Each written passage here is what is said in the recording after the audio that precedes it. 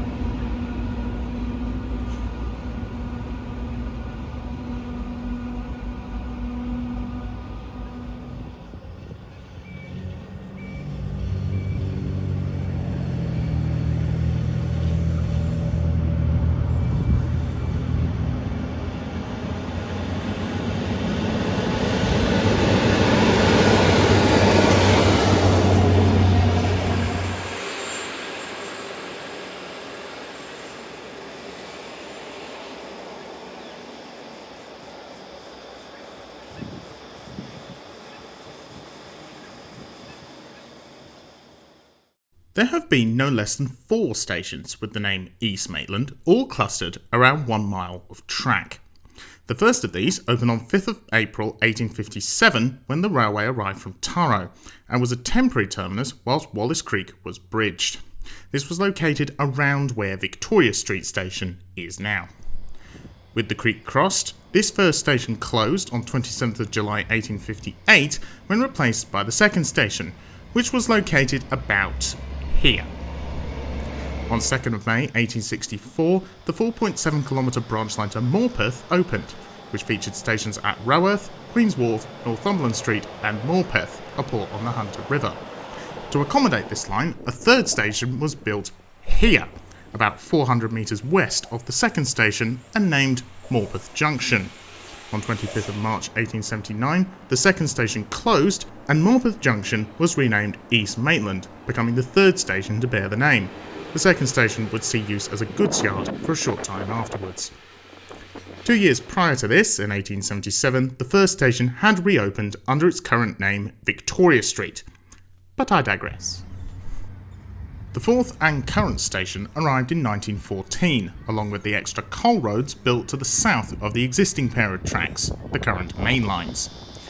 This moved the junction for the Morpeth line to the east of the station, which necessitated an extra platform be built to accommodate it and allowing Morpeth trains to run from Newcastle instead of from Maitland, as they had before. A goods siding ran from the new Morpeth junction to the site of the third station. This has now been lifted, but it's why the corridor and bridges to the west are seemingly a bit wider than necessary. The Morpeth line closed in 1953 and has now been lifted, but its platform remains in situ, retaining its building, which would later be used as a parcels office, and 2 heritage semaphore signals. The main platform building dates from 1914 and is constructed to an A9 design with 7 bays, containing a booking office, waiting room, ladies' room and men's and ladies' toilets. Today, the waiting rooms are unused, but the toilets and staff room remain in use during the station's staffed hours, 7:45 to 3:45 on weekdays. The A9 design is similar to a lot of buildings constructed on island platforms during the 1900s and 1910s, but had only itself been introduced in 1913, a year before its use at East Maitland. At street level, adjacent to East Maitland's subway entrance and near the Morpeth platform, is this booking office building, which also dates from 1914 but is now unused. Although not railway related, I can't not mention the Old Maitland Jail adjacent to my first vantage point, which opened in 1848 and closed 150 years later in 1998, by which time it had become the longest serving jail in Australia. The old courthouse, which we're looking at, likely dates from the same period and remains in use today, as a courthouse. Obviously, the name East Maitland is borrowed from Maitland, the major city which it's, well, east of, really. The geographical divide being Wallace Creek. Accordingly, the area west of the creek was named West Maitland until 1949. This photo, from the flood of 1930, one of several floods to engulf the region, shows the former name at what is now Maitland Station. Victoria Street also serves the suburb of East Maitland and is located in the more densely populated area, meaning all Hunter Line services call there, whilst some, mainly those to Dundalk and Scone, bypass East Maitland itself. The name Maitland is thought to be in honour of Rear Admiral Sir Frederick Lewis Maitland, a Royal Navy officer in the French and Napoleonic Wars. He was in fact who Napoleon Bonaparte surrendered to on 5th of July 1818 before being exiled to St Helena. Wallace Plains, as Maitland was named by Governor Lachlan Macquarie in 1818, was after Major James Wallace, an army officer stationed in Newcastle at the time. The town would receive its new name in the late 1820s when it was proclaimed a proper settlement, but James is remembered today by the name of Wallace Creek. Going back even further, the Wonnarua people, the traditional custodians of a lot of the Upper Hunter, called the area Boun, after a species of bird. Possibly not this one though. And on that note, we're going back to the trains, switching sides as we do, from the Courthouse Bridge to Pitnacree Road.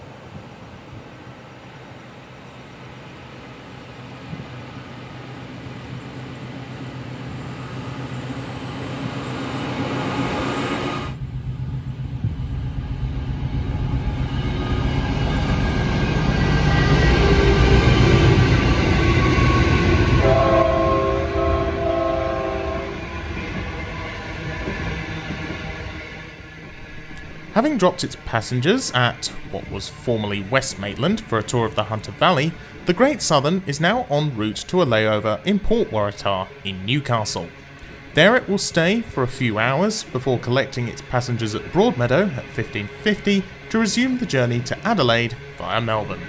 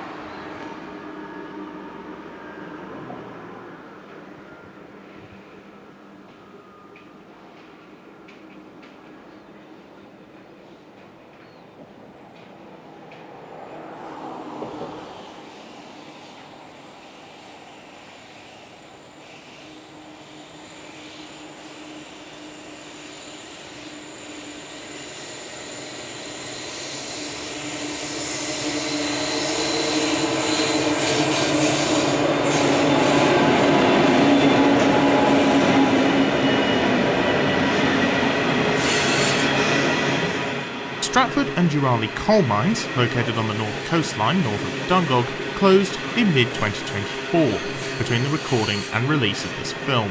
As such, this coal train is recorded for posterity.